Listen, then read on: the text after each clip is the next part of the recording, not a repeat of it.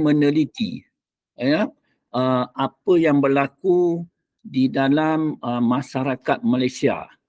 Dia tahu dia saja yang dia yakin dia betul. Jadi timbullah dia tu menyalahkan amalan masyarakat orang Malaysia. Jadi orang Malaysia ni kebanyakan bermazhab As-Syafi'i.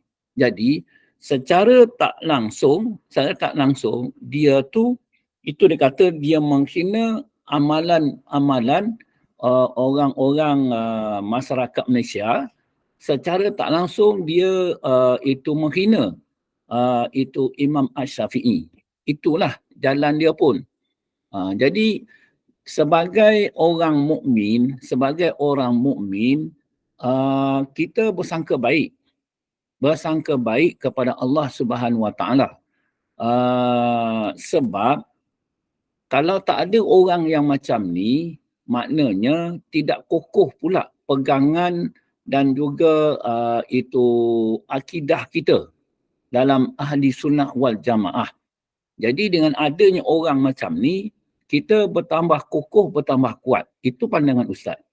Jadi kalau kita nak berlawan balik dengan dia, bukan masalah mampu tak mampu, tetapi kita nak memandang pada segi akidah. Jadi memandang segi akidah tu maknanya kita lebih baik berdiam diri.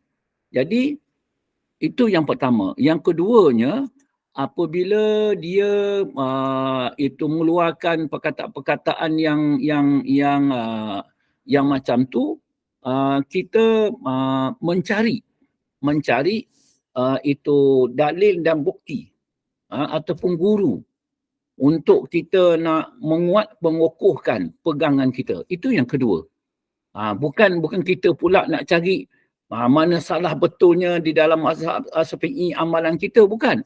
Tapi kita nak mencari dalil dan bukti mengukuhkan amalan kita. Jadi sebab kita ni kurang membaca, kurang itu, kurang ini, kita cari guru yang boleh menunjuk, memimpin kita. Jadi tujuannya untuk kita mengukuhkan pegangan kita tu. Itu pada hikmah-hikmahnya. Jadi kalau kita ada dalam hati tu macam tu, jadi kita pun tidak terperangkap dalam kata orang dia punya misi dan visi dia tu. Kita hanya nak dikatakan mempertahan, tidak mempertahan. Kita tak mampu nak mempertahan. Tak? Dan kita tak mampu juga dia kata orang kita nak berlawan menyerang, tak mampu. Jadi seperti mana Ustaz cakap tadi, yang pertamanya adalah Allah Ta'ala mengingatkan kita bahawa kita ni adalah dikatakan dalam keadaan daif tentang ilmu agama, terutama akidah kita ahli sunnah wal jamaah. Jadi macam mana kelemahan tersebut, kita juga yang ada ni betul-betul kata orang ikut. Jadi ikut. Jadi apabila kata ikut-ikut ni, engkau berpegangan mazhab apa? Imam Asy-Syafi'i. Macam tu jugalah. Tapi siapa itu Imam Asy-Syafi'i dan juga apakah pengajaran-pengajaran Imam Syafi'i, apa kitab-kitab yang kau ikut, maknanya semua tak ada. Cuma kita ikut cara orang tua dahulu. Itu salah satu daripadanya Allah Ta'ala mentaufiq hidayatkan kepada orang-orang yang macam ni supaya kita tu sedarkan diri kita. Itu yang pertama. Yang kedua sekali, kita kena cari balik guru ataupun rujukan-rujukan kitab-kitab semua, bahawa pegangan aku selama ini adalah daripada fahaman Imam Asy-Syafi'i. Jadi kita berpeganglah, sama ada hukumnya wajib ke, sama ada hukumnya sunat ke, sama ada hukumnya haram ke, makruh ke, ataupun harus ke.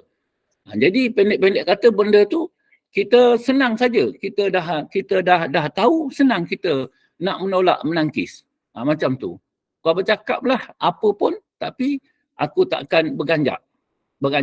Jadi tak berganjak ni, yang ketiga, aku tak mau termasuk golongan daripada menghina alim ulama. Sebab seburuk-buruk akhlak adalah menghina alim ulama. Itu seburuk-buruk akhlak. Jadi kita tu nak berjaga pada orang anak alim. Begitulah. Wallahualam. Kenapa dia target Imam Syafi'i je Ustaz? Macam mana? Kenapa Imam Syafi'i je? Yang imam-imam yang lain ada juga ke yang kena? Macam Imam Hanafi ke, Maliki ke, Hambali ke? Dia Kenapa beginilah. Imam Syafi'i je? Dia beginilah. Keseluruhan masyarakat Malaysia bermazhab Syafi'i. Kalau dikatakan Malaysia ni bermazhab Maliki, jadi dia juga nanti akan cari kelemahan daripada mazhab Maliki. Dia akan cari mazhab Maliki. Itu sebabnya orang yang macam ini dikatakan dia membuat satu mazhab baru untuk dia. Apa benda-benda tu?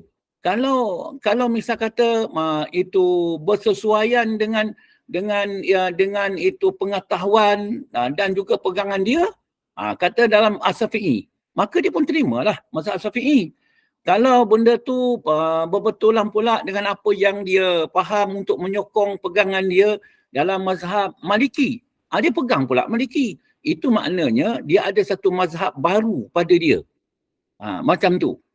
Dia dia tu apa kata orang, dia tak senang hati. Tak senang hati melihat apabila itu pengetahuan dia tidak berbetulan dengan orang lain.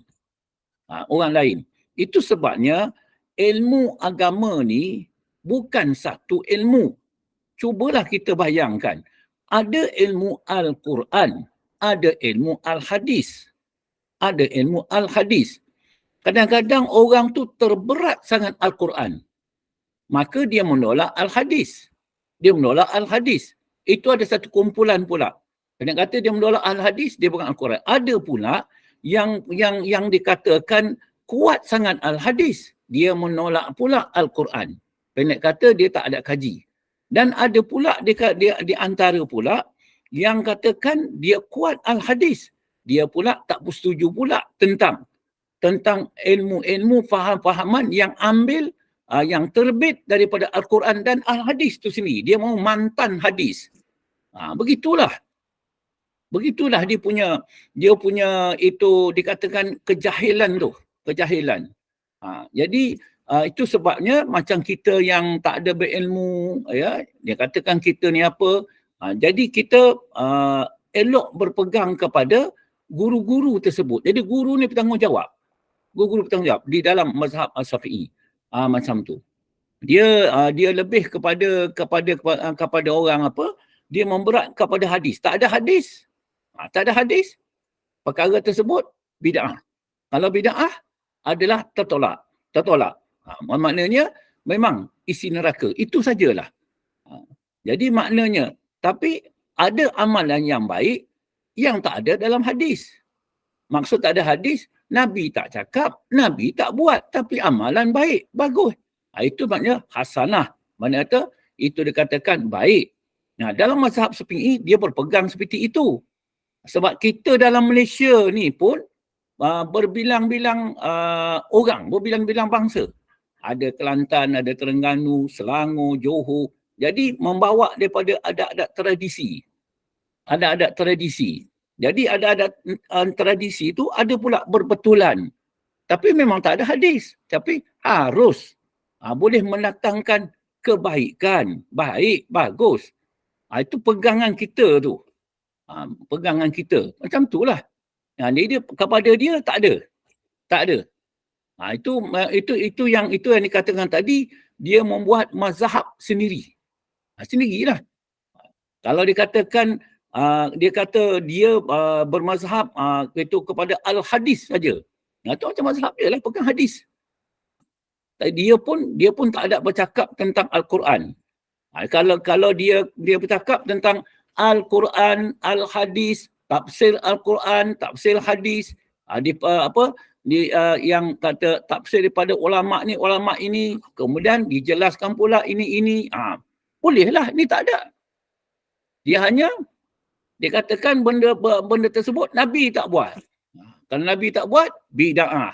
Dah bid'ah, mana kata sesat. Jadi pendek kata, yang tak sesat dia je. Yang lain semua orang sesat. Maknanya dia menyesatkan semua sekali. Jadi kita tak maulah dalam kumpulan orang yang menyesatkan macam ni. Itu yang saya cakap dengan tadi, maknanya kita kena perkokohkan tentang pengetahuan kita, tentang amalan kita. Jadi kita tidaklah kata orang itu bergoyang atau tergoncang iman dan takwa kita tu.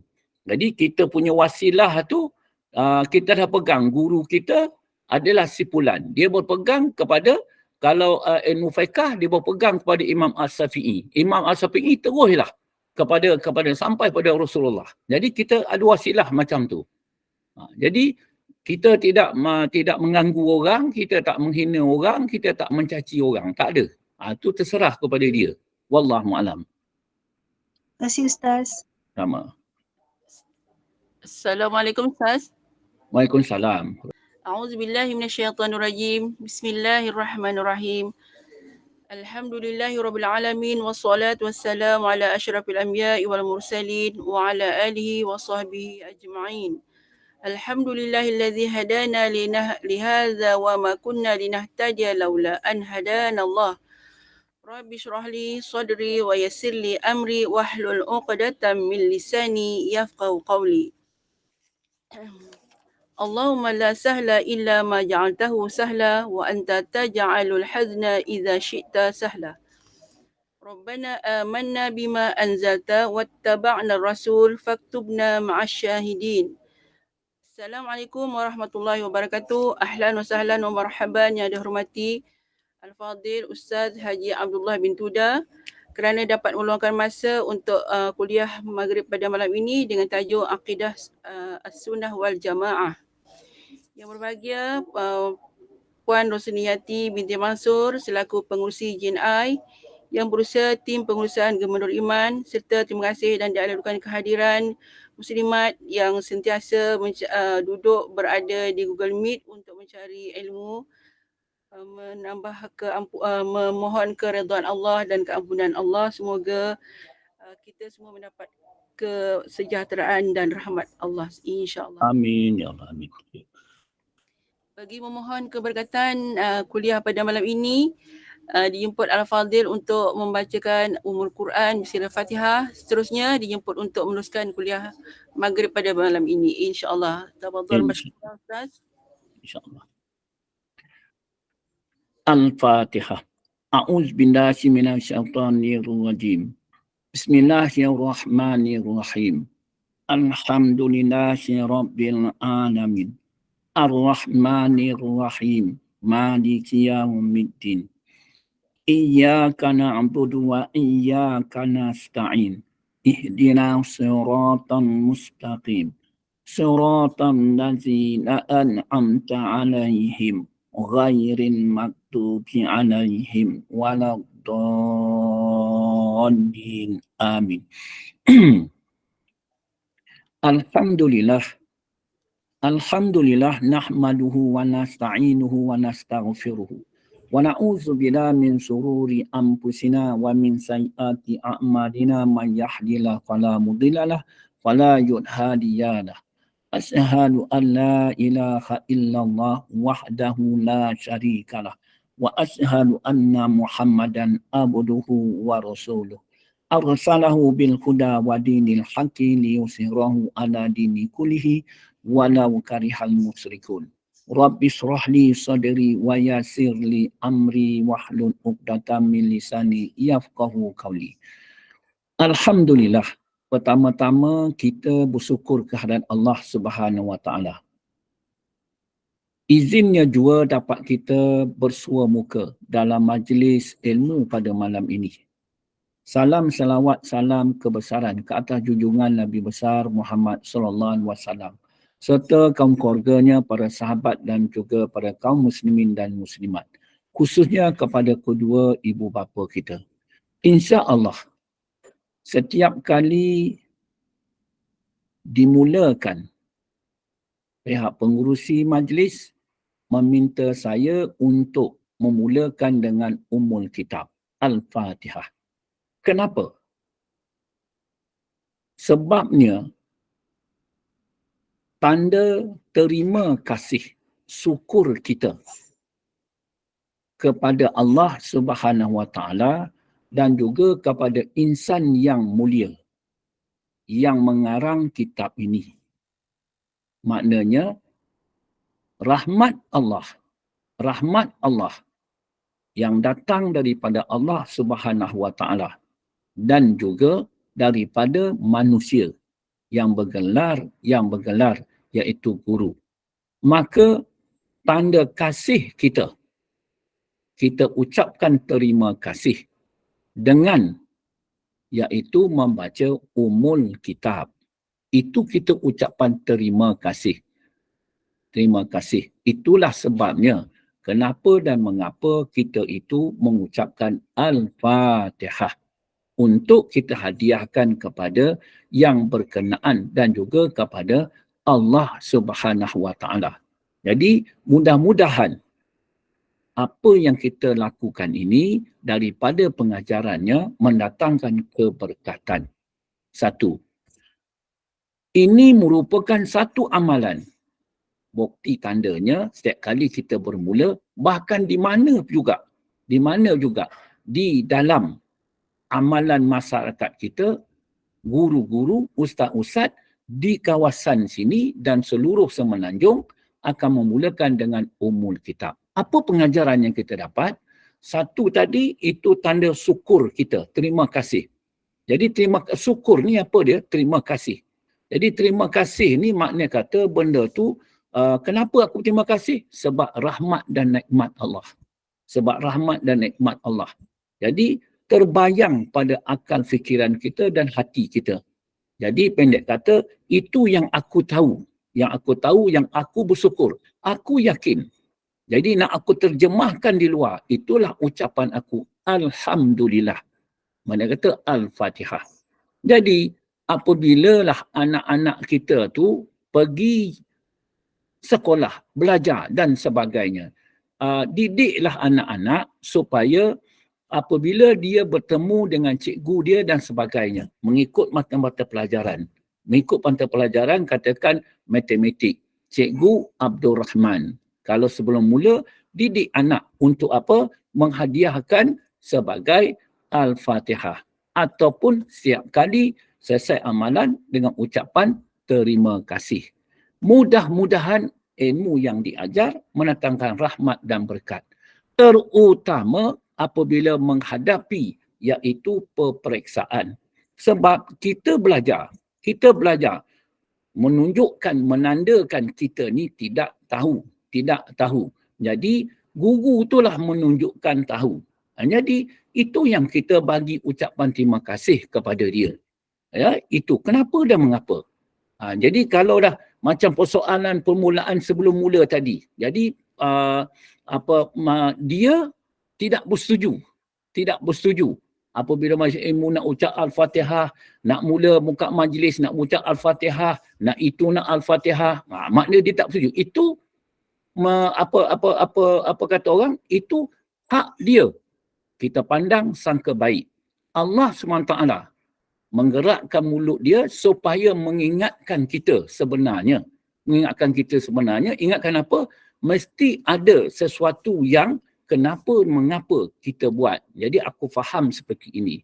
Tanda syukur, tanda terima kasih. Jadi insya-Allah kita teruskan pada muka surat yang ke-217. Kita sambung pada kelas pengajian kita, tanda-tanda hari kiamat yang kecil. Ya, tanda-tanda hari kiamat yang kecil. Baik. Setiap amal ataupun ibadah, amal akan menjadi ibadah apabila kita berniat kerana Allah. Apabila kita berniat kerana Allah.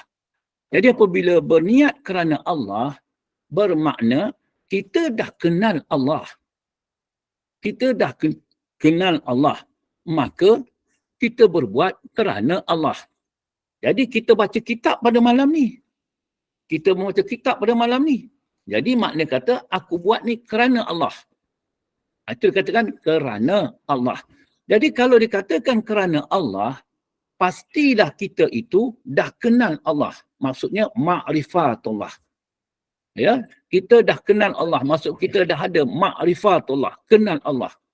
Jadi kalau dah kita dah kenal Allah, maknanya iaitu dikatakan apabila hadirnya dalam majlis ilmu tentang Allah, maka kita dah berdepan dengan Allah. Dah berdepan dengan Allah. Jadi kalau dah berdepan dengan Allah, maknanya orang tu dah kenal Allah. Dah kenal Allah. Maka dia berbuat kerana Allah.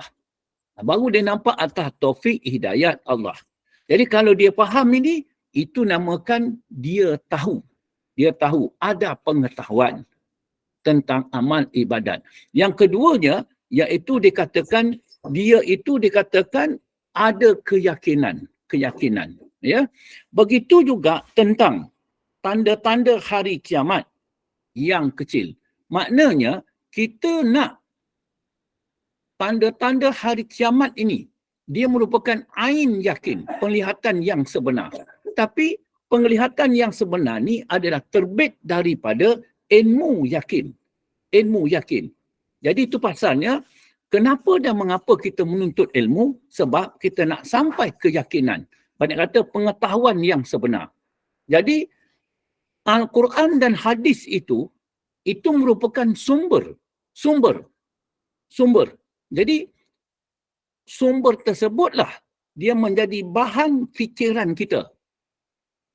Bahan fikiran kita untuk difikirkan. Sehingga dia itu dikatakan dalam hati dan perasaan kita, kalau dikatakan tanda-tanda hari kiamat, kita telah kelihatan tanda-tanda hari kiamat apa yang disuratkan di dalam Al-Quran dan hadis tersebut. Itu maknanya ilmu yakin.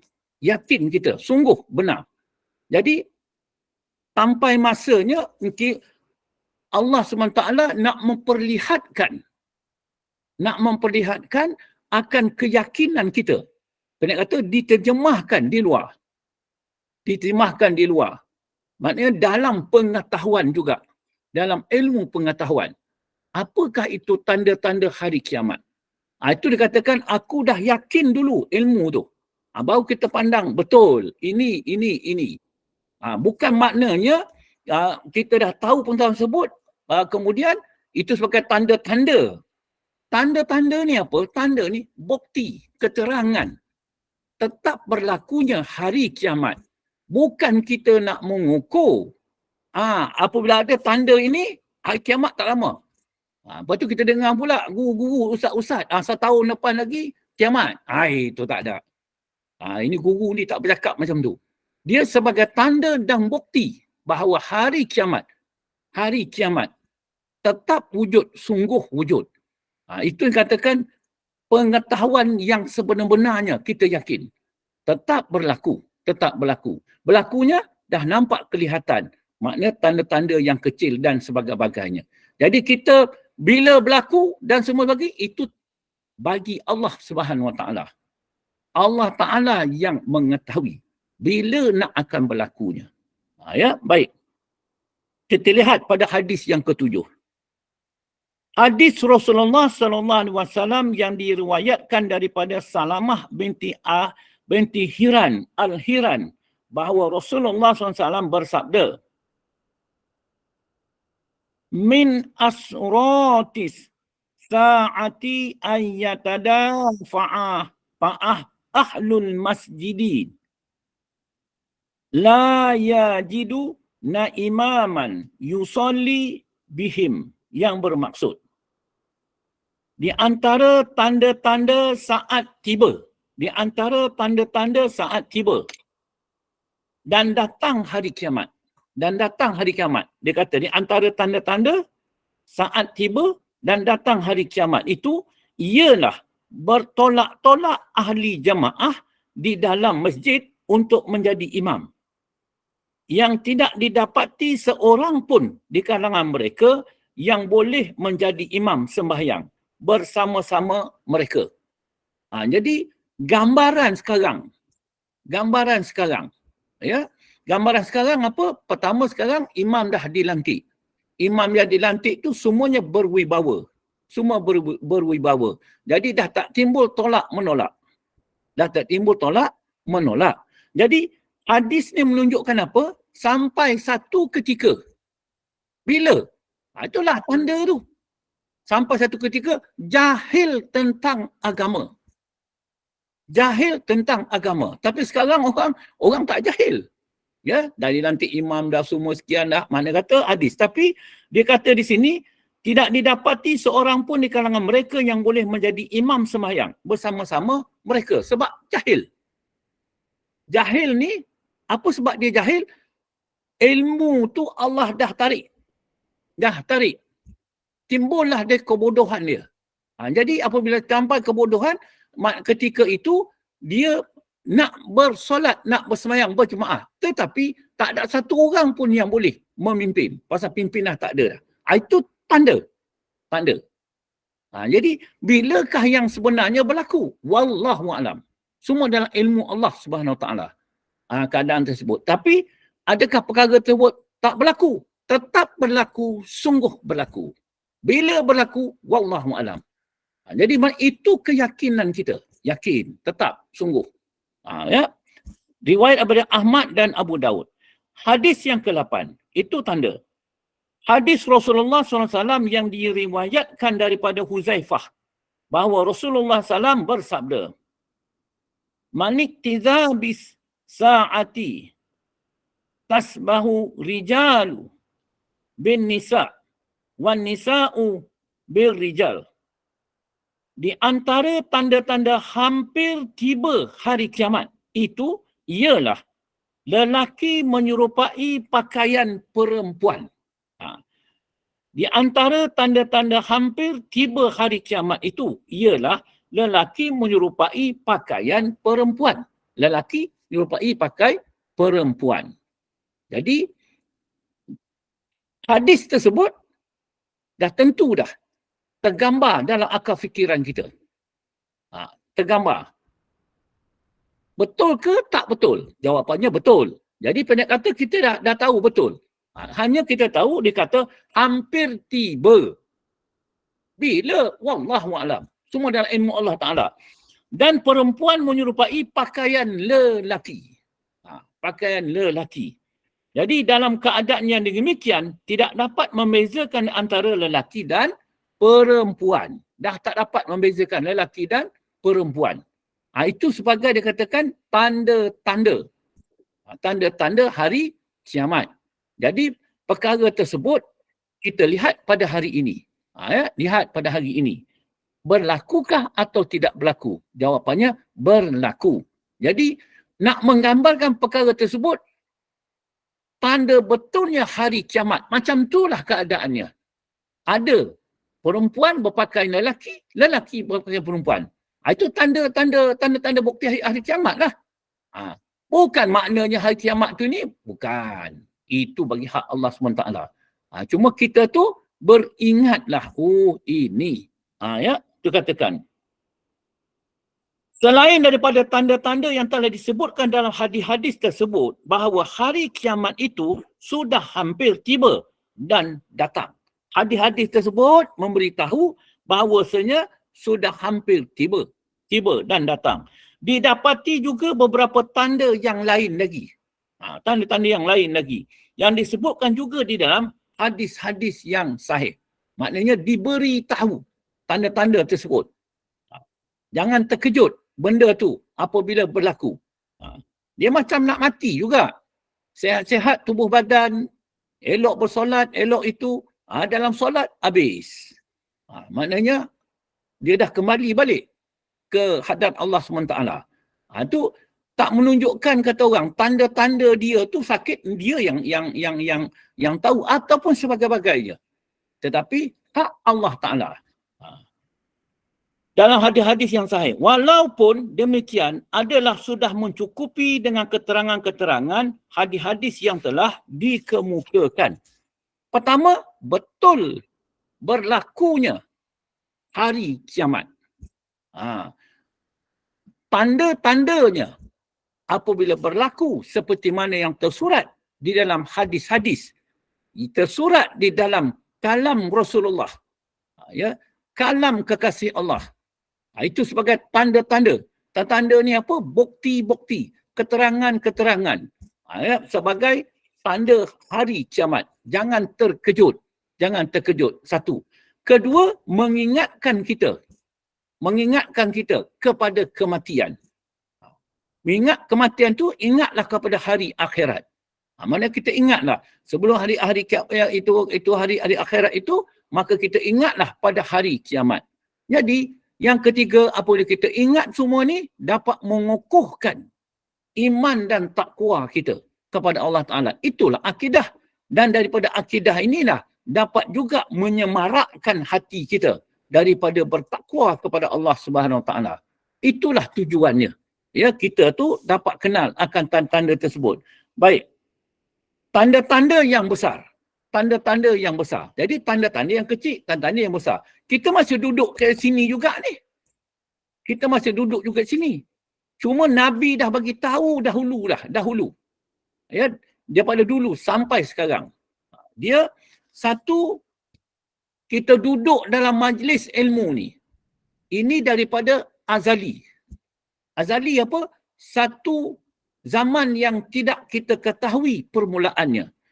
Maknanya gaib perkara tersebut. Kemudian Allah Ta'ala nyatakan, Allah Ta'ala tajalikan. Maka berlakulah majlis ilmu kita pada malam ini. Itu maknanya ain yakin. Kita nampak daripada ilmu yakin, kita percaya. Daripada azali. Berlakulah apa yang berlaku pada hari ini.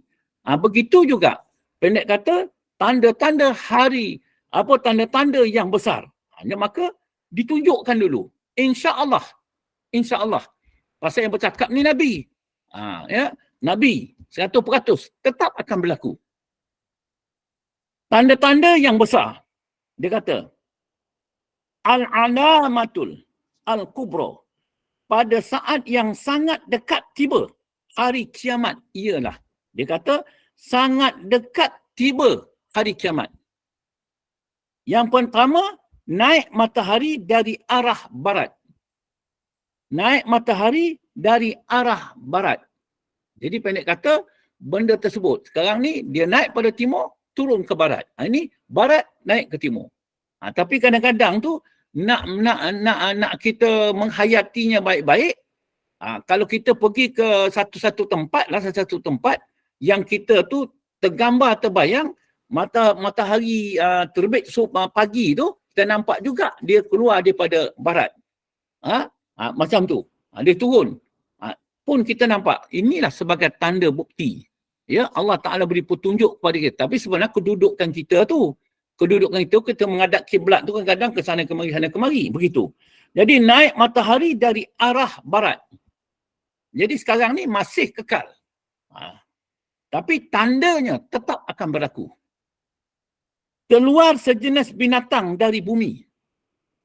Jadi kalau dulu dinosaur dulu dikatakan sudah dimatikan. Dah masuk ke dalam tanah. Jadi insya Allah, Allah Ta'ala akan hidupkan semula daripada dalam tanah. Ketika itu. Ya. Kemudian muncul Dajjal. Muncul Dajjal. Itulah saya katakan, saya tiap kali saya katakan, jangan kita memandang, menyaksi, inilah Dajjal. Jadi kita terlupa pada hakikat tauhid. Terlupa kepada Allah SWT yang menjadikan Dajjal. Jadi kita telah diberi gambaran turun Dajjal, ini adalah Dajjal. Jadi bukan begitu. Tapi kita tu hanya tahu akan perkara tersebut. Tanda hari kiamat besar akan turunnya Dajjal, munculnya Dajjal. Jadi jangan kita pula, ini Dajjal, di Dajjal. Kita pandang pada diri kita. Diri kita tu. Apa kita nak pandang diri kita tu? Percaya ataupun tidak perkara tersebut. Tapi jangan kita meletak-meletakkan. Bukan urusan kita, tapi urusan Allah Subhanahu wa ta'ala. Yang paling penting aku dapat pengetahuan bahawasanya Dajjal akan muncul. Itu bukan tanda hari kiamat. Betul-betul nak tiba. Yang keempat, turunnya Nabi Isa alaihi salam. Turunnya Nabi Isa alaihi salam. Jadi itu tanda dikatakan tanda-tanda yang besar sebut. Turunnya Nabi Isa alaihi salam. Jadi kalau kita nak mengatakan itu apa Nabi Allah Isa, tanda dia. Apa tanda dia? Tanda Nabi Allah Isa tu. Itu pasalnya kita tu percaya perkara tersebut. Yang kelima, keluar Ya'jud dan Ma'jud. Keluar Ya'jud dan Ma'jud. Tanda-tanda tersebut yang mula-mula sekali ditunjukkan oleh Allah Ta'ala ialah naik matahari dari arah barat, keluar sejenis binatang dari bumi. Itu permulaan. Itu permulaan. Ya. Jadi sekarang ni kita apa? Maksud saya, buat apa yang disuruh. Hentikan apa yang ditegah. Buat apa yang suruh. Tanda kita berterima kasih kepada Allah SWT. Kita tinggalkan apa yang dilarang oleh Allah. Tanda kita bersyukur kepada Allah. Itu yang kita nak berpegang. Ini telah dinyatakan oleh Rasulullah SAW dalam hadisnya yang diriwayatkan daripada Abdullah bin Amru bin Al-As, bahawa Nabi SAW yang bersabda, yang bermaksud bahawa sesungguhnya yang mula-mula sekali tanda-tanda yang menunjukkan hari kiamat itu sudah sangat dekat tibanya, ialah terbitnya matahari dari arah barat. Dari arah barat. Dan keluar sejenis binatang dari bumi di hadapan manusia.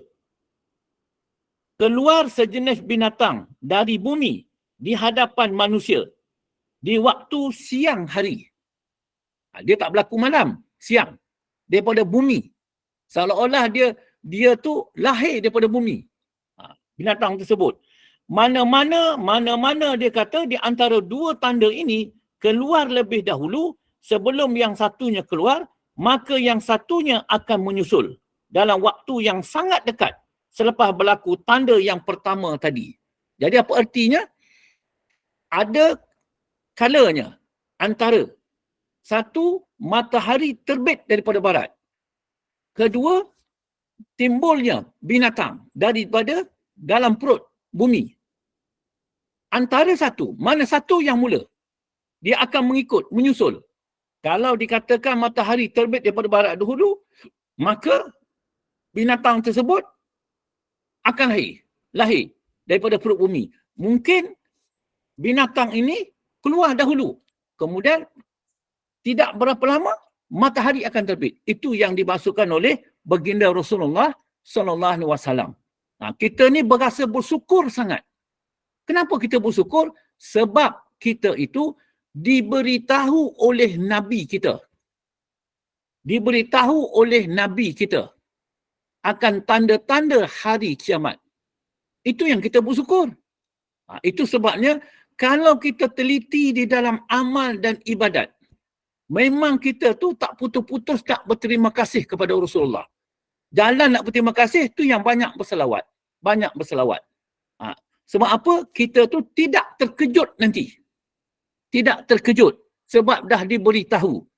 Dah diberitahu. Jadi kalau dah beritahu tu, mak kata, aku dah bersedia menghadapinya.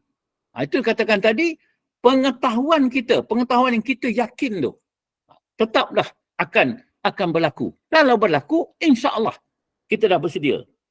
Itu yang dikatakan tadi. Riwayat Muslim dan juga Abu Daud.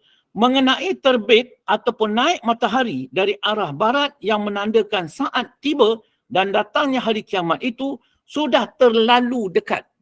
Ini kalau sudah terlalu dekat, telah dinyatakan oleh Rasulullah SAW dalam hadisnya yang diriwayatkan daripada Abu Abi Hurairah, sabdanya yang bermaksud, tidak akan tiba hari kiamat itu tidak akan tiba hari kiamat itu. Maksudnya kata takkan berlaku hari kiamat tu lah. Ataupun hari kiamat tu tetap berlaku, tapi benda tu takkan berlaku. Kalau tak berlakunya, apa yang Nabi cakap ni? Maksudnya kata apa yang dinyatakan ini, barulah berlaku hari kiamat. Begitu sekali. Tidak akan tiba hari kiamat itu sehingga matahari terbit, naik dari arah barat. Maknanya memang kokoh sangatlah. Ada masuk dekat 4 hadis, 5 hadis mengatakan bahawanya terbit matahari dari barat. Maknanya kata Nabi berulang-ulang bercakap. Ya, jadi kalau kita lihat di sini, hadis ni dia bercakap sini, bercakap sini, bercakap sini.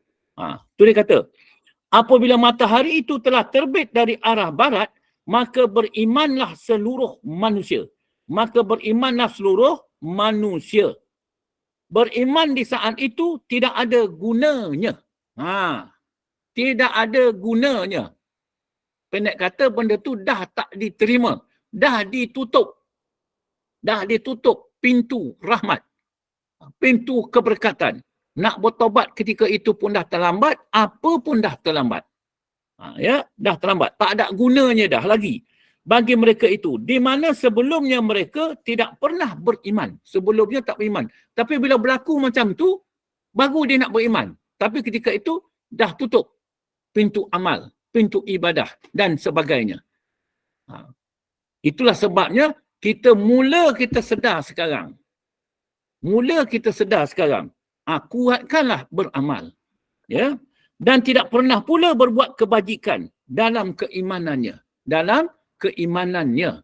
Itu sebabnya yang saya nak sampaikan ini, pengajaran yang kita dapat di sini adalah untuk mengukuhkan iman kita.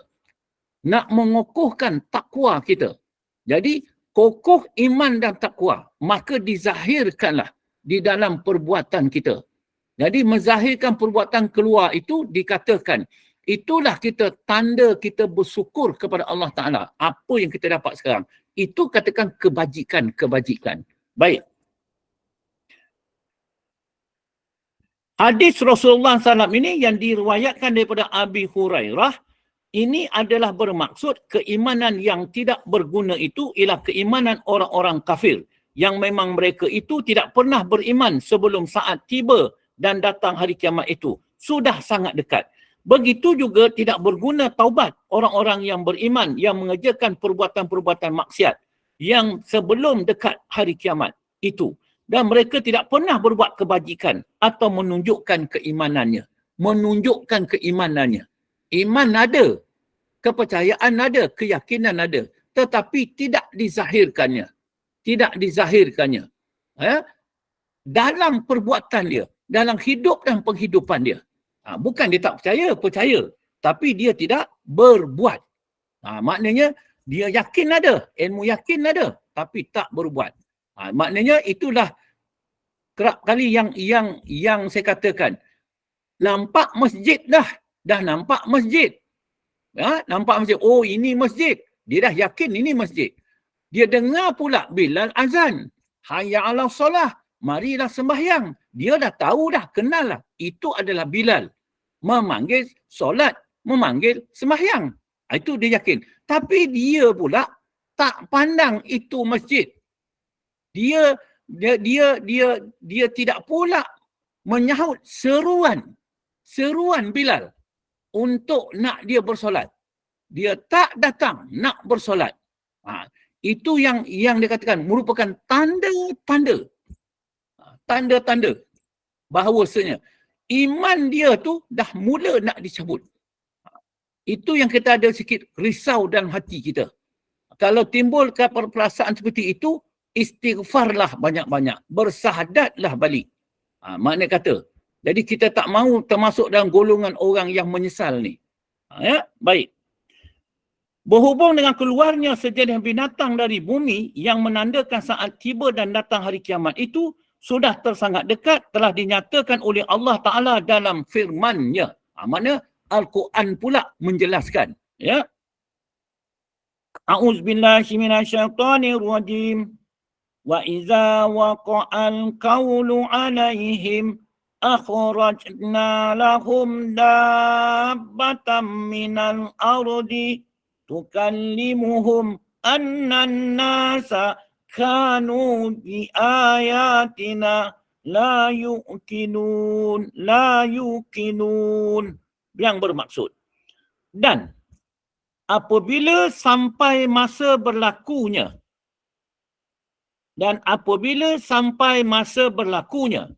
hukuman atas manusia.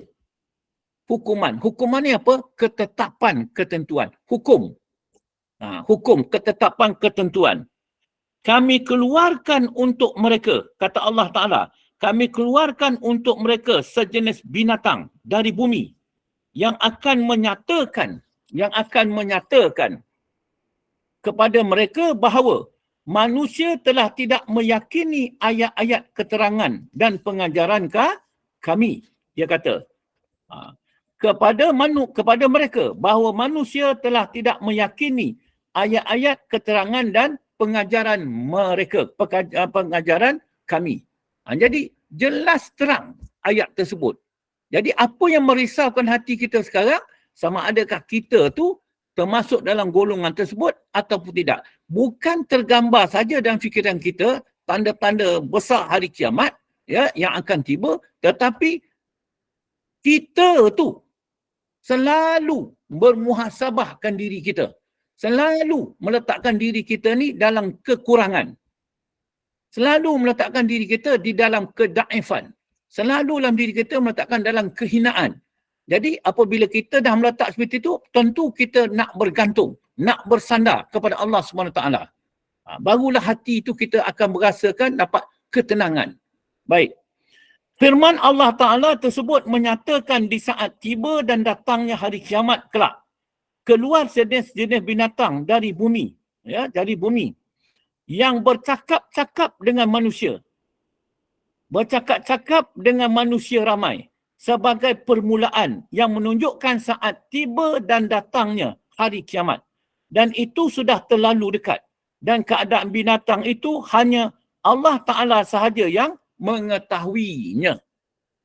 Kalau kita nak katakan nak mengambil pengajaran lah sebelum jadi tsunami. Ya, kita kelihatan. Pertama, air itu surut jauh ke tengah laut. Kita nampak. Dan tinggal ikan-ikan. Nampak. Begitu punya banyak berselerak dan sebagainya. Dan kita tengok pula binatang-binatang sahut menyahut. Menurut orang yang dekat perkara tsunami tersebut berlaku. Katakan lembu berbunyi, semua berbunyi dan sebagainya. Itu dikatakan kita nampak. Jadi begitu jugalah akan berlakunya hari kiamat yang akan datang. Tapi ketika itu ada orang yang sedar, ada orang yang tak sedar. Ada orang yang berpengetahuan, ada yang tak berpengetahuan. Ada orang yang jahil dan sebagainya. Orang yang jahil, orang yang semua, pergilah ke tengah laut. Pergi tangkap ikan tersebut sebagai. Tapi bila sampai saja air laut tu datang balik, itu yang akan berlaku. Itu sebabnya tadi kita tu dalam keadaan duniawi ini, jangan begitu leka atas rahmat-rahmat Allah.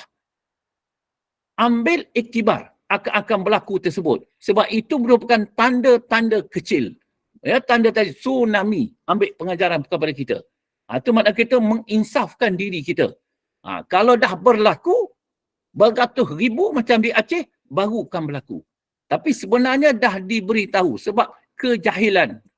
Kejahilan. Baik. Munculnya Dajjal. Tadi itu dikatakan matahari terbit daripada barat. Dan juga munculnya binatang daripada bumi berlaku. Di antara tanda-tanda yang menunjukkan bahawa hari kiamat itu telah hampir tiba. Yang merupakan tanda-tanda besar. Ialah munculnya seorang manusia yang dinamakan oleh Rasulullah SAW sebagai Dajjal. Nama orang tu Dajjal. Iaitu orang yang sangat pendusta. Maknanya kata cakap lain, buatnya lain. Satu hal, dusta juga. Ataupun dikatakan, perbuatannya pun perbuatan yang dusta. Cakap dia pun cakap yang dusta. Pendek kata, benda tersebut tentang pendusta. Jadi itu dikatakan Dajjal tersebut. Dan orang yang menutup kebenaran dan juga kebatilan. Dia pendek kata, itu keadaan orang tu, pendek kata begitulah keadaannya. Ya, kalau agama kata macam ni, dia kata macam ni. Kalau dikatakan macam ni, yang ini yang betul. Dia pendek kata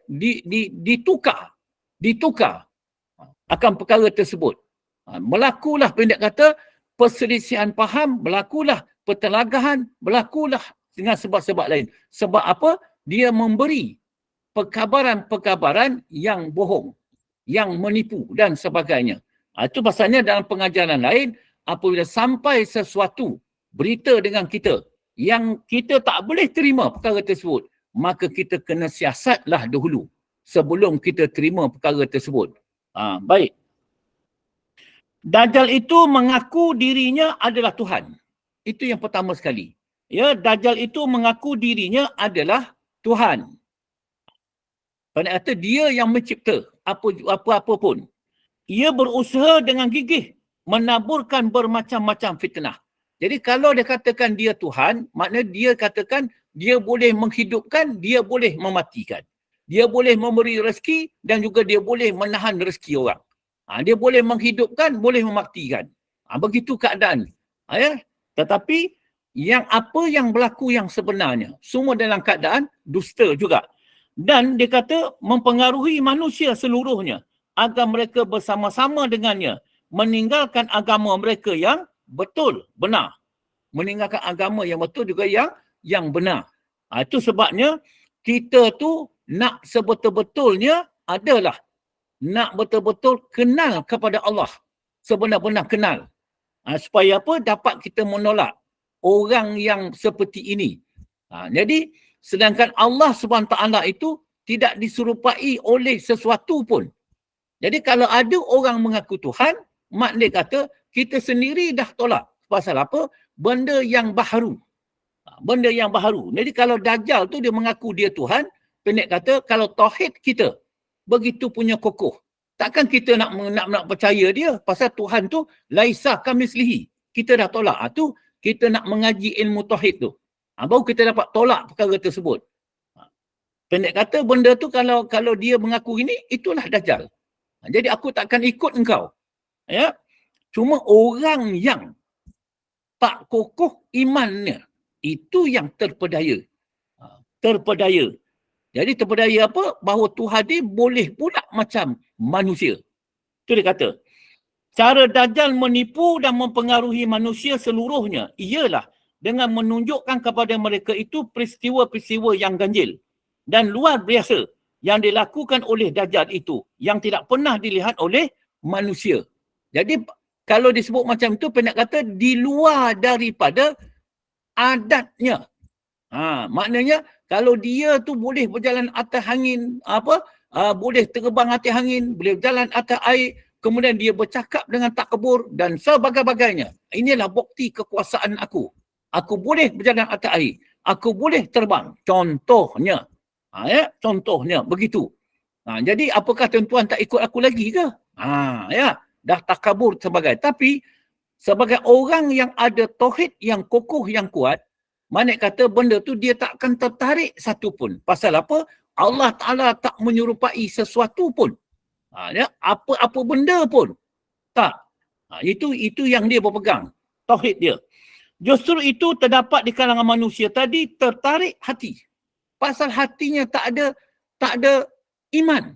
Tak ada takwa. Iman dan takwa tu pendek kata dia tahu ada dia ilmu yakin dia. Ni kita nak belajar ilmu yakin. Itu pasalnya. Tak ada. Kalau dah tak ada tu maksud kosong. Kosong. Kalau ibarat macam orang bersembahyang lah, dia buat saja sembahyang. Tapi bukan terbit daripada ilmu yakin dia. Jadi kalau orang bersembahyang tu, dia terbit daripada ilmu yakin dia. Ilmu yakin apa? Dia tahu tentang sembahyang. Satu. dia tahu tentang khusyuknya tentang sembahyang. 2, dia tahu tentang hakikat sembahyang. Perkara-perkara tersebut tergambar dalam akal fikiran dia. Pendek kata, di dalam hati dia. Maknanya kata tergambar dia dah lakukan, inilah khusyuknya sembahyang. Inilah hakikat sembahyang. Kemudian sampai waktu bersembahyang, maka dizahirkan keyakinan dia. Itu yang katakan betul. Pendek kata, kalau tak ada benda tersebut, itu dikatakan orang sembahyang ikut orang. Itu yang katakan kita, kenapa dan mengapa kita nak belajar. Baik. Justru itu terdapat di kalangan manusia tadi tertarik hati dan terperdaya melihat peristiwa-peristiwa yang ganjil. Peristiwa yang ganjil dan luar biasa yang telah dilihat oleh manusia. Maksud kata kita tak pernah nampak lah. Sekarang ni kita nampak perkara tersebut.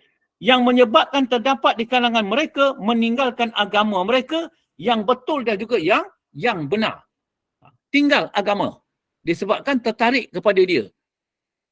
Bukan sedikit. Maksud kata terlalu ramai. Jadi itu juga mendatangkan kerisauan kita. Apa yang kita nak risaukan? Tentang akidah kita.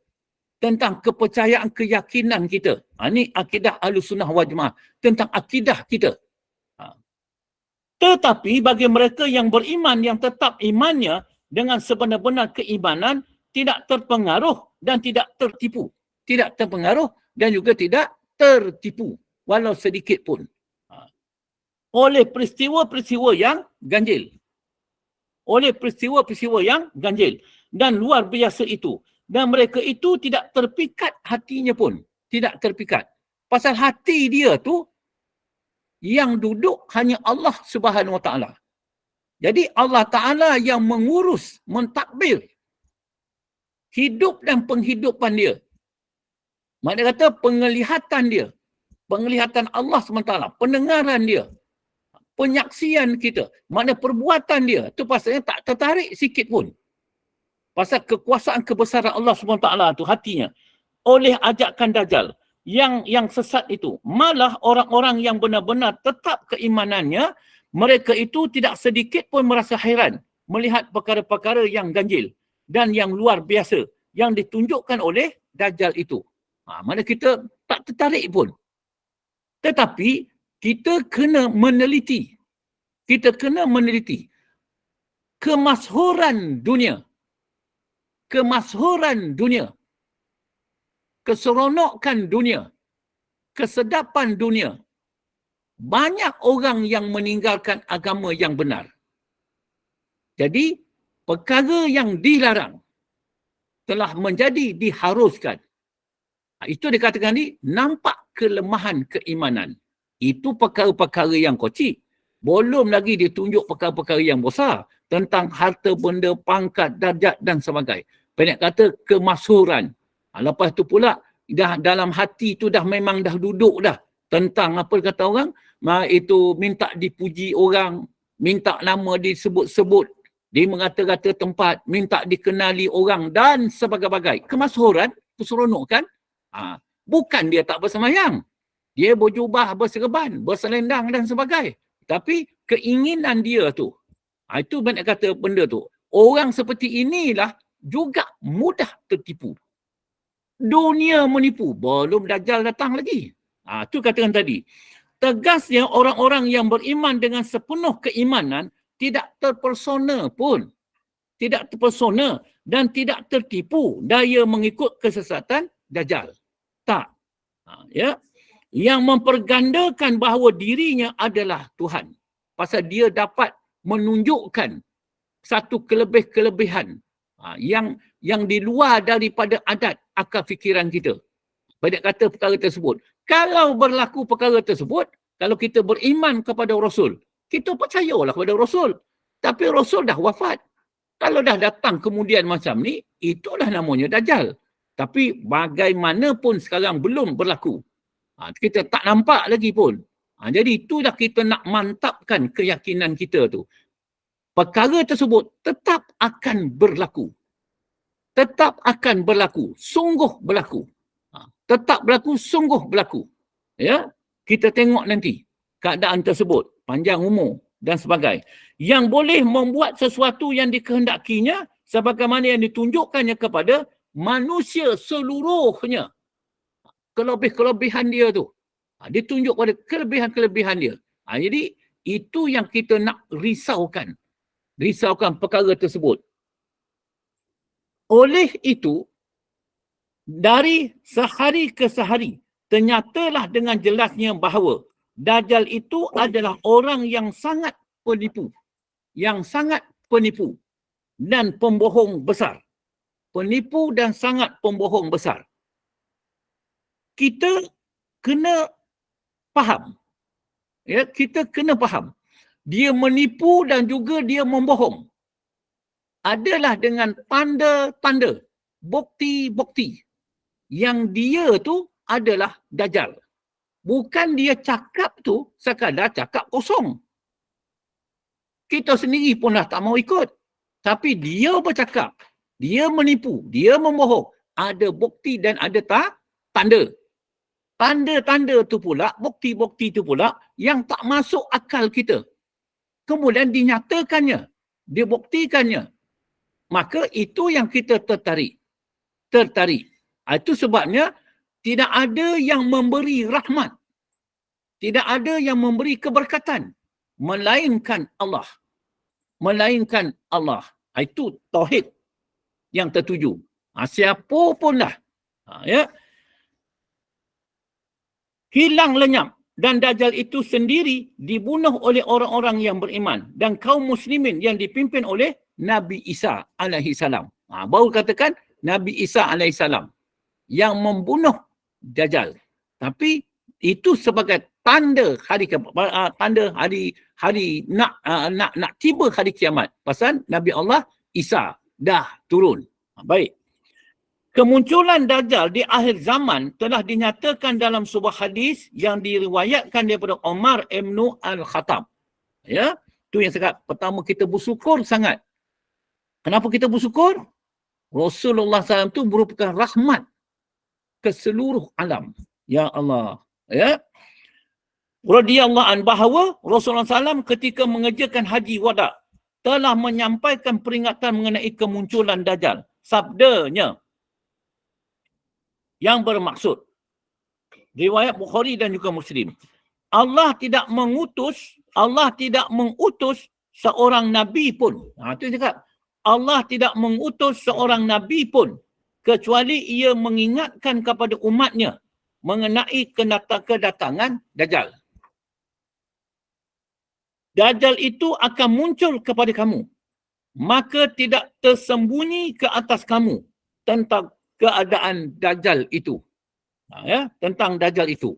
Jadi, kita pun tak boleh pula dah dikatakan orang pembohong, orang penipu, orang itu, ini Dajjal ni. Tak? Ini Dajjal. Ataupun Dajjal kepala hitam. Ataupun macam-macam. Nak kata. Tak boleh. Tak? Kita tahu dah sifat Dajjal tu. Kalau dia pembohong, dia penipu atau sebagainya pun, tak boleh nak kata dia ini Dajjal. Apa buktinya dia tu Dajjal? Ya? Dan tidak tersembunyi juga ke atas kamu semua bahawa Tuhan kamu tidak buta sebelah matanya. Ya? Dan tidak tersembunyi juga ke atas kamu semua bahawa Tuhan kamu tidak buta sebelah mata. Jadi makna fahamlah kita. Dajjal tu buta sebelah mata. Takkan itu Tuhan tu buta pula sebelah mata. Begitu. Ya. Contohnya nak faham. Sebab laisah kamitslihi. Allah Ta'ala tu maha suci daripada contoh. Allah tak apatah lagi dicontohkan mata buta sebelah dan sebagainya. Sedangkan dia mengaku Tuhan. Mustahil. Keadaan tersebut. Sesungguhnya Dajjal itu buta sebelah mata kanannya. Seolah-olah matanya itu sebuah biji yang menonjol. Yang menonjol. Keadaan tersebut. Ya, keadaan tersebut. Allah Ta'ala nak menguji kita. Kewibawaan kita. Berlakulah dalam umat Nabi Muhammad SAW. Lahirlah budak. Mata sebelah. Mata sebelah. Ya, kata dia lahir ada mata sebelah. Jangan pula nak mengada-ngada pula. Ini Dajjal. Jalan apa? Dajjal nak keluar pula. Ingat tauhid kita kepada Allah. Allah Ta'ala tu maha kaya nak menjadikan yang baik dan yang tak baik. Itu orang yang ada tauhid. Ya, saya nak membagi. Pasal cacat ni macam-macam Allah Ta'ala nak tunjuk ya kepada kita. Tujuan nak beriman kepada dia. Itu saja. Baik. Sehubungan ini, Rasulullah SAW menjelaskan bahawa Dajjal itu adalah dari bangsa Yahudi. Itu satu hal. Dajjal ini daripada bangsa Yahudi. Dia tak turun kepada Arab, tak turun kepada Melayu, tak turun kepada daripada orang Timur Tengah, tak. Tapi daripada Yahudi. Di mana kaum muslimin memerangi Dajjal itu dan kaum Yahudi membela Dajjal itu. Mana kata pasal orang dia ya. Dan akhirnya kaum muslimin menang dalam peperangan melawan kaum Yahudi yang sesat dan yang menyesatkan. Perkara ni orang Yahudi tahu ke tak tahu? Tahu. Tapi memang dia dah tak ada daya dan upaya. Ya. Sesat tak sesat. Itu adalah urusan Allah Subhanahu Wa Taala. Itu pasal kita dah nampak dia, jangan dah ikut berperangai dia. Ya. Peristiwa ini telah diterangkan oleh Rasulullah SAW dalam hadisnya yang diriwayatkan daripada Abu Hurairah radhiyallahu an bahawa Rasulullah SAW bersabda, ya, tidak akan berlaku hari kiamat itu sehingga kaum muslimin semuanya memerangi kaum Yahudi.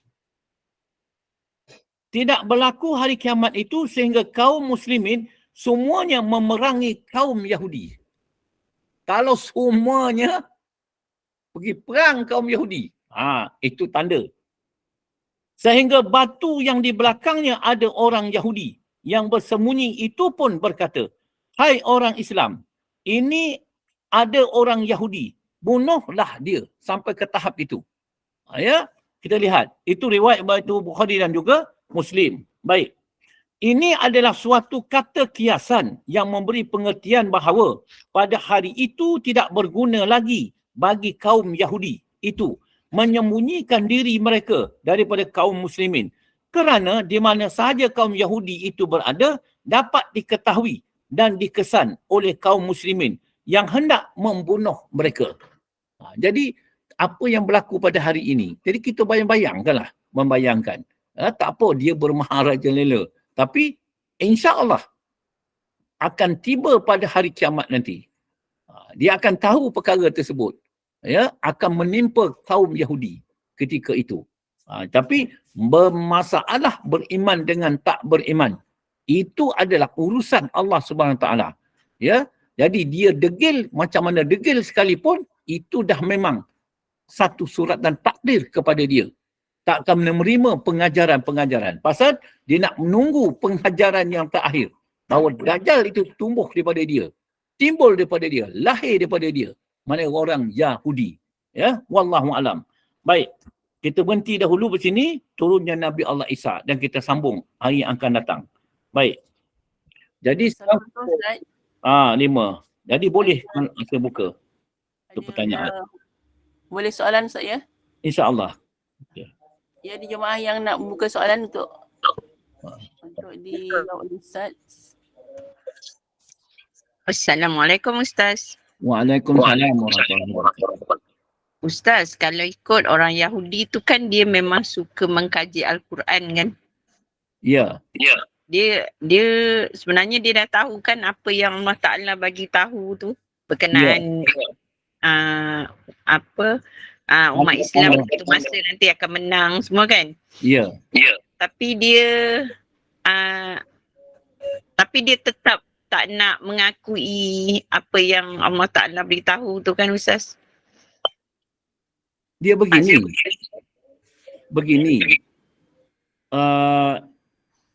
Kita orang muslim yang mentauhidkan Allah Subhanahu Wa Taala, pencipta sekalian alam. Alam ni alam Yahudi, juga alam orang Majusi, alam orang Muslim dan sebagainya. Itu sebagai tanda kekuasaan Allah Ta'ala menjadikan semua tersebut. Jadi, Allah Ta'ala jadikanlah orang Yahudi ni memang degil. Memang degil. Allah Ta'ala jadikan dia memang degil. Jadi, apabila Allah Ta'ala dah jadikan degil, macam mana kita tahu dia degil? Bermula daripada Nabi Allah Musa dahulu lagi, yang membelah Laut Merah tersebut, sampai saja ke tanah itu Palestin tu, supaya dia dikatakan nak duduk di situ, tapi ditinggalkannya dia pergi, dan begitu juga supaya dia itu dikatakan duduk nak dikatakan solat 2 rakaat sampai ke itu masjid itu Al-Aqsa dan sebagainya. Tapi dia juga menolak. Itu dikatakan degil Yahudi itu. Itu sebabnya kalau nak menengok orang degil, sedegil-degilnya Allah Ta'ala jadikan, tengoklah orang Yahudi. Baik. Bukan dia tak tahu, dia tahu. Tetapi memang Allah Ta'ala dah tutup kepada dia untuk nak menerima kebenaran tu. Nak menerima kebenaran. Kalau diterimanya kebenaran apa? Aku buat ni betul-betul zalim. Katalah kepada orang Palestin. Aku buat ni dah betul-betul zalim kepada orang Palestin. Tetapi memang Allah SWT nak menjadikan dia seperti itu dah. Keadaan tersebut. Dibuka pada hati dia pun, nak beri kesedaran sebagainya pun, pendek kata perkara tersebut, dia dah terlambat dah. Dia takkan terima pengajaran. Begitulah keadaan. Tapi kita jangan terpengaruh atas dakwah dia. Itulah orang Yahudi. Orang Yahudi. Memang dah begitu dah keadaan dia. Takkan ada siapa dapat mengubahnya kecuali Allah Ta'ala mengubah dia. Kita hanya berusaha lah buat penerja perundingan lah apa sekian lah. Tetapi hakikatnya hanya Allah Ta'ala saja. Wallahu'alam. Okey, ada soalan lain daripada jemaah? Ada Ustaz lagi satu soalan? Okay. Baik, ada apa-apa pertanyaan? Okey Ustaz, nak tanya, dikatakan akhir zaman ni manusia sudah tidak sudah tidak berpegang teguh kepada ajaran Islam, Ustaz ya. Jadi kemungkaran tu maksudnya di mana-mana berlaku. Jadi sekiranya ada yang beranilah menegur, adakah benar tak dikatakan bahawa mereka itu adalah, boleh dikatakan iman mereka itu sekuat Sayyidina Abu Bakar dan Sayyidina Umar Al-Khattab pada zaman Rasulullah? Baik, ini gambaran ni disampaikan oleh alim-alim ulama bermacam-macam. Ya, keadaan akhir zaman. Tetapi pada ketika itu orang alim apabila Allah Ta'ala telah cabut kealiman dia dan sebagainya, mana kata dah diberhentikan, stop semua sekali. Jadi ketika itu bukan tak ada orang yang alim, bukan tak ada orang bertakwa, bukan tak ada orang yang beriman dan sebagainya. Ada. Ya, itu katakan sampai turunnya Nabi Allah Musa. Ya, dan juga apa? Itu turunnya Nabi Allah Isa AS sampai keadaan tersebut. Jadi akan tiba pada hari kiamat tersebut yang dikatakan tadi, pertama orang-orang kafir telah tertutup pintu, habis. Kemudian orang-orang munafik pun habis. Orang apa-apa pun semua habis. Itu merupakan apa kata orang, dah diberhentikan, stop, habis semua dah keadaan tersebut. Tapi bagi orang yang beriman dan juga bertakwa, hati dia tetap juga seperti mana yang dia yang biasa dia buat akan berlaku. Orang muslimin inilah yang akan mengikut jalan-jalan Nabi Allah Isa. Itu kata satu gambaran yang nampak macam, bukan maknanya dia ni pada ketika itu orang dah tak ada semua-semua, tak ada. Dia macam keadaan yang ketika itu orang jahil akan terus jahil. Orang yang dikatakan terus berseronok tentang dunia. Orang yang terus itu semua. Dan orang yang bertakwa dan beriman bertakwa tetap juga terus keadaan tersebut. Itu dikatakan tadi, itu betul-betul macam manakah kita ni sebenarnya, kita tunggulah apabila sampai masanya turun Nabi Allah Isa AS, dan bukan pendek kata Dajjal dah betul-betul dah kata orang dah begini semua, maknanya, tapi sebelum Nabi Allah Isa tu orang bertakwa tetap bertakwa juga. Inilah menjadi pengikut Nabi Allah Isa, jalan. Wallahu'alam. Okay, terima kasih Ustaz. Ya. Mungkin Ustaz nak berikan ruang soalan lagi ataupun Ustaz nak berhenti ke? Saya mengikut saya. Lepas ni ada kelas pengajian lagi ke? InsyaAllah ada Ustaz. Baik. Eloklah kita berhenti, saya undur diri. Okey, Ya. Baik. Okey, ya saya. Hmm. 9 suku saya kita Ya. ada lagi. Okey, insyaAllah. Ha. Okey, alhamdulillah jazakallahu khairan katsiran, khairul jazak di atas penerangan dan huraian yang Ustaz serahkan tadi, InsyaAllah kita akan insyaAllah dengan izin Allah kita akan cuba mengamalkan dan menjauhi daripada apa yang Allah larang dan Allah perintahkan akan kita turuti. Semoga kita Amin. menjadi manusia yang sentiasa berpegang teguh kepada jalan Allah dan tali Allah. InsyaAllah. Dan begitu juga kita sentiasa kalau seboleh-bolehnya kita amalkan surah Al-Ikhlas, ya, Qul huwallahu ahad saya untuk meneguhkan keimanan kita dan akidah kita di akhir zaman ini. Dan dengan itu juga kita ucapkan terima kasih juga kepada para jemaah yang terus berada di Taman Syurga pada malam ini. Semoga dapat memantapkan iman dan akidah kita untuk akhir zaman ini. Dan dengan itu saya juga mohon kepada Ustaz untuk bahan kuliah pada selepas ini, iaitu kuliah Isyak yang akan disambung oleh Al-Fadilah Ustazah Afzan binti Abdul Manaf dengan kuliah fiqh puasa, insya-Allah. Okey, dengan itu untuk memohon keberkatan kuliah pada malam ini, kita mohon kepada Ustaz untuk membacakan tasbih kafarah dan suratul As. Dan saya sudahi dengan ucapan wabillahi taufiq wal hidayah. Wassalamualaikum warahmatullahi wabarakatuh. Alhamdulillah. Bismillahirrahmanirrahim. Alhamdulillahirabbil alamin. Wassalatu wassalamu asrafil anbiya wal mursalin wa ala alihi washabihi ajmain. Subhanakallahumma wa bihamdika asyhadu an la ilaha illa anta astaghfiruka wa atubu ilaika. Allahumma a'dana li kulli haulin la ilaha illa.